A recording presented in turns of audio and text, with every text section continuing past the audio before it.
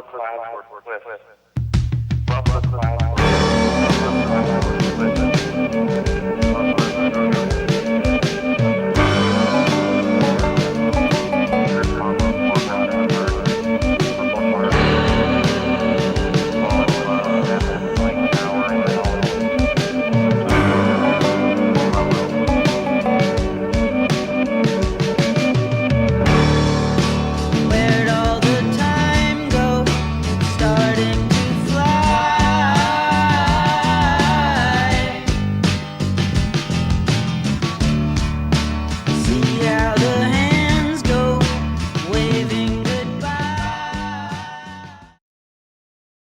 Hello, Weedsport. Welcome to a new episode of WTV. I'm your host, John Anderson, and this week, Ayla's not going to be here to join us.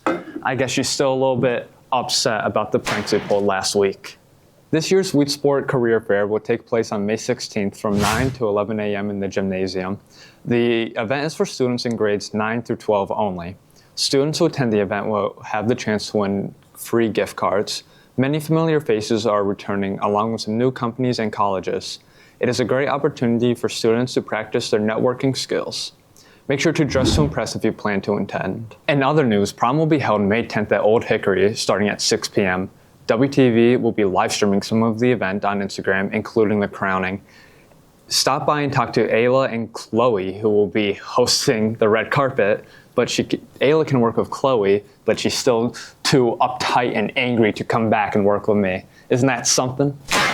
The Class of 2027 plant fundraiser pickup date is May 6th near the basketball courts outside. The plants are from Bradkey Greenhouse. Speaking of the Bradkeys, WTV's Amelia Bradkey sat down with her mom, a Weedsport alum who has overcome many obstacles in life to achieve success. I'm Ashley Bradkey, and I am doing an alumni project for Amelia Bradkey, who's my daughter. I graduated Weedsport in 2008 when I was 9 months pregnant with Amelia, and that was quite a time. I would say yes. So people were very doubtful of me and the type of future that I would have because I was having a baby, and they judged my morals based on the fact that I was pregnant. And yeah, it was a tough time because it really did bother me that people talked about me, but it also gave me the motivation that I needed sometimes to succeed even when people thought that I couldn't. That one I would say no. I don't think I ever really doubted myself. And I definitely never thought about giving up because I had Amelia and I had to succeed, and I never gave myself the option of quitting. So no, I didn't really doubt myself. It was hard, and I thought, oh my God, what if I fail? But at the end of the day, I got lucky and I worked really hard and I was successful. I would say who, the real question is who, and that was my mom. She really encouraged me. She always believed in me. She always was my biggest cheerleader. She also just showed me what a strong woman looked like and how important it was to give your kids a good example. And that was my motivation, and also Amelia. And I wanted to give us a good life, and I didn't want the fact that I had her young to ever hold her back from having a good future. So 2012. So Amelia was almost 4. So I'd been in school for like her whole life pretty much. And yeah, I've been a nurse ever since. I would say I had a small but good support system. I had reliable daycare, which was really important. I had my mom who was really supportive. I had my husband who was really supportive. I didn't have a lot of people, but the people that I did have were really, really supportive. So it was good. I worked really, really hard. And I went like 3 years of my life with never having a day off. I would go to school Monday through Thursday, and then I would work Thursday through Sunday and repeat the next week. And I got like, in the summertime, I didn't have school, but I would work extra. And then on top of all of that, I had to be a mom. So that was really hard. And it made being a mom seem really hard. But it was just because I was trying to get my life together, and I was trying to prove to myself and to the whole world that I was capable of taking care of myself and being successful. It's clear that Weedsport has a number of students from the past who have become very successful. We are hoping to highlight alumni success stories throughout the year and next. Also make sure to check out our print journalism at whsjohnnygreen.org to see another recent alum who is doing great things. Honestly, I'm tired of reading all these prompts. I gotta go find Ayla. John, where are you going? Quick sec.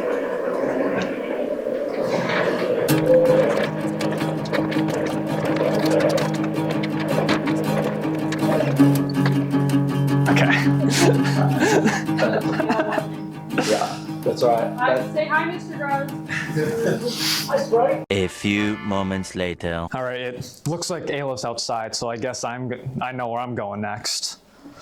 Oh man. Oh, John, no, can't have your phone out. Uh, You're gonna have to take that for the day, and you're gonna have to head to RSH. Sorry. Oh, well, at least I got a lead. Looks like I lost my phone for today, but let's take a look at next year to see what the phone policy is going to be like.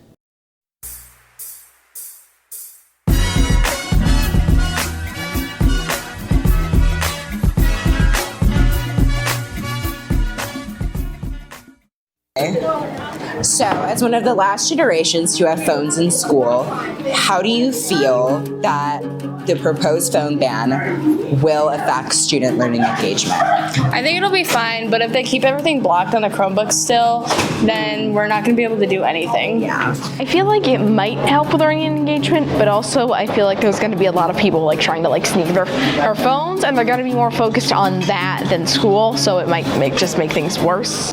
I think at first it'll be hard for a lot of the students because just like many adults, they're very addicted to their phone. So it'll be hard to break that addiction. But I think it will help. I think it will help them stay focused. One thing I would like, if they do this ban, I think you should be able to use it in the cafeteria. Yes, I and even agree in, with that. Even in study halls, I think it would be okay. I think it'll like ruin home life because they're going to be tempted to go on their phone all the time because they haven't been on it all day. Though I do think that it's going to cause some issues, but I think overall that the ban will allow for focus and more productivity in classrooms. It is going to be really impacted. I think it'll be really nice to see students interacting with each other and talking versus just staring down at their phones. Hello, WTV. I'm here today to discuss the proposed phone ban with the lovely Miss Irve. So I just have a few questions for you that I'm going to ask. Yeah. How will students be informed about the new policy and its rules? So like you said, Carter, it is a proposed ban right now. So that would kind of depend on how it would roll out and you know how things would be communicated. Because if it's a ban from New York State, they will give us very clear guidelines on that and it will be very cut and dry. But if not, you know, we do have some kind of protocols in place already for cell phones here. But I think it's time to kind of maybe talk about those a little bit more, get some more student input. So one thing that I would be a proponent of is including students in the conversation. So if we were putting in maybe a policy or guidelines around cell phones, again, including students in that. And like any policy or anything that we create here at the school, of course, we communicate with families, kids. You have to make sure that you communicate, obviously, with your staff and the school community. So really just making sure that we follow all of that and it's very clear and everyone understands kind of why we're doing what we're doing, whether it's a, you know, ban, like legislation on a ban, or it's something that we continue to put in place here in Weedsport. Yeah, of course. Okay. How do you anticipate this ban will affect student learning and engagement? Well, I definitely know that our teachers would say that it would increase engagement. You know, we do struggle with, you probably see it in class, you know, sometimes it's more difficult for a student to comply and put a phone away. Because I would dare to say that, and not just kids, people are addicted to their phones. You know, you're always wondering kind of what's on your phone, who's trying to communicate with you. So I think it would definitely increase engagement. And learning, I think, would just, you know, I think in many aspects, it would just help in the classroom with learning in general.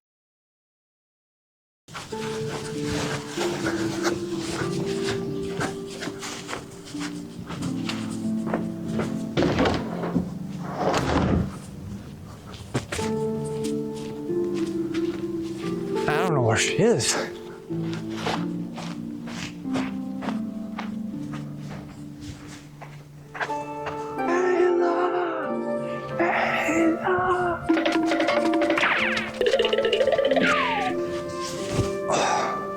Man, I don't know where she is. Maybe she's not coming back.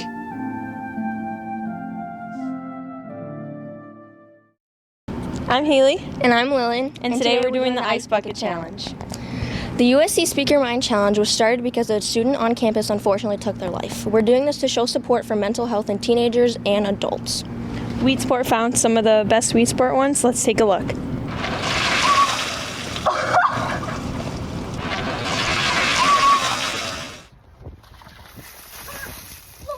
Oh my god.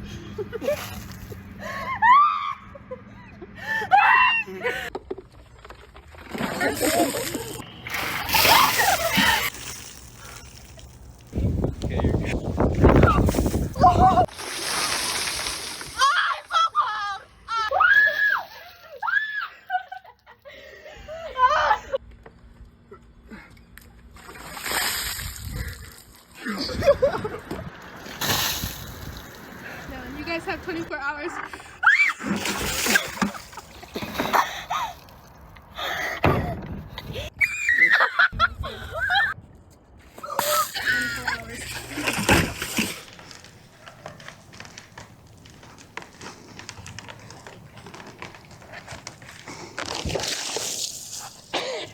All right, John, now that I've got you back, I'll join you again as a co-host. I'll see you guys next time on WTV.